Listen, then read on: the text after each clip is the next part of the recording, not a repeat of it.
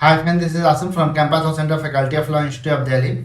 Today I would like to discuss landmark case of Public International Law which is mentioned in our case में. Case का नाम है Jolly George Varghese versus bank of Cochin. ये 1980 का case है और ये जो केस है वो मुख्य रूप से international law and municipal law पे बेस्ड है. तो चलिए अब इस केस के फैक्ट, इशू एंड जजमेंट पे आते हैं. इस केस में होता क्या है कि एप्लेंट जो है वो रिस्पोंडेंट बैंक से कर्जा लिया हुआ होता है और सही समय पे वो कर्जा चुका नहीं पाता है. तो रिस्पोंडेंट बैंक जो है वो कोर्ट ऑफ लॉ अप्रोच करती है, सिविल सूट फाइल करती है और कहती है कि एप्लेंट जो है अभी तक उसका 2.5 लाख का कर्जा जो है वो चुका नहीं पाया है. तो जो कोर्ट होती है वो अप्लेंट के प्रॉपर्टी को अटैच कर देती है और साथ ही साथ एक रिसीवर को भी अपॉइंट कर देती है उस प्रॉपर्टी को मैनेज करने के लिए. और इन सब चीज़ों को करने के बाद भी कोर्ट जो है अप्लेंट के अगेंस्ट में अरेस्ट वारंट भी इशू कर देती है ताकि वो सिविल इम्प्रिजमेंट में रहे और डेब्ट को रिकवर किया जा सके. तो इस केस का इशू ये है कि इस केस में जो अरेस्ट वारंट को इशू किया गया था वो section 51 and order 21 rule 37 of civil procedure code के माध्यम से किया गया था. तो जो अप्लेंट होता है वो कहता है कि ये जो सेक्शंस एंड ऑर्डर रूल जो है वो जस्ट एंड फेयर नहीं है क्योंकि ये इंडियन कॉन्स्टिट्यूशन के आर्टिकल 21 को वायलेट करता है जो right to life and personal liberty की बात करता है. और साथ ही साथ ये article 11 of international convention on civil and political right यानी कि ICCPR का भी वायलेशन है.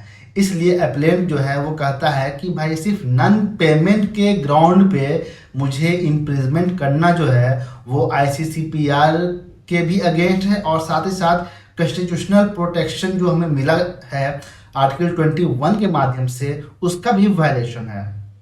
तो अब आते हैं सुप्रीम कोर्ट के ऑब्जर्वेशन और डिसीजन पे. सुप्रीम कोर्ट सबसे पहले देखती है कि अप्लेंट जो है वो अपने इम्प्रिजनमेंट को जो चैलेंज कर रहा है वो कॉन्स्टिट्यूशनल ग्राउंड पे और साथ ही साथ इंटरनेशनल लॉ के ग्राउंड पे चैलेंज कर रहा है.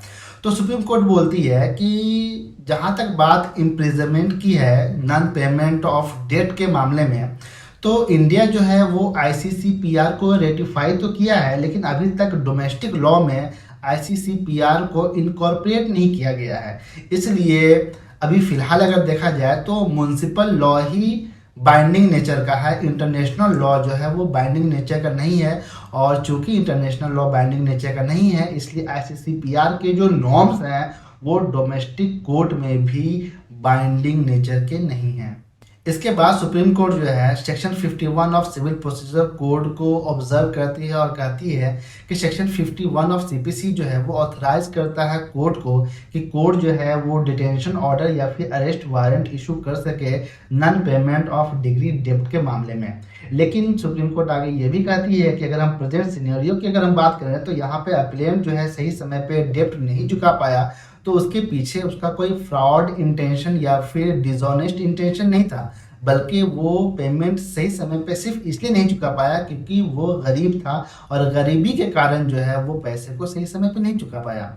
क्योंकि यहाँ पे अप्लेंट का कोई भी मेलाफाइड इंटेंशन या फिर डिसऑनेस्ट इंटेंशन नहीं था इसलिए प्रेजेंट सिनेरियो में सेक्शन 51 ऑफ CPC के माध्यम से उसके अगेंस्ट में अरेस्ट वारंट इशू करना जो है वो सही नहीं होगा और ये आर्टिकल 11 ऑफ ICCPR और आर्टिकल 21 ऑफ कॉन्स्टिट्यूशन को भी वायलेट करेगा. तो इस केस के फैक्ट, इशू एंड जजमेंट यही है. आई होप कि आपको ये वीडियो इन्फॉर्मेटिव लगा होगा. अगर वीडियो पसंद आए तो प्लीज़ वीडियो को लाइक करें, हमसे जुड़े रहने के लिए हमारे चैनल को सब्सक्राइब करें. और अगर आपको इस केस का PDF चाहिए तो व्हाट्सएप नंबर कमेंट बॉक्स और साथ ही साथ इस वीडियो के डिस्क्रिप्शन में मेंशन है, आप मैसेज करके PDF अवेल कर सकते हैं. Thank you so much.